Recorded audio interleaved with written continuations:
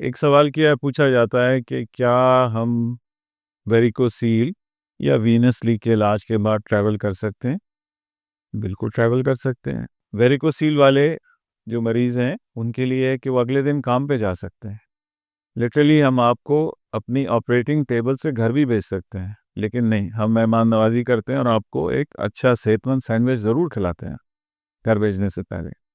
तो मुख्तसरन ये कि ये आसान इलाज है और वीनस लीक में हम देख रहे होते हैं कि और मसले मसाइल ना हों, क्योंकि एक हाई एंड प्रोसीजर है और बारीक बीनी से किया जाता है। इसके जो चीज़ें इसमें इस्तेमाल की जाती हैं, they are very, very expensive, ठीक है?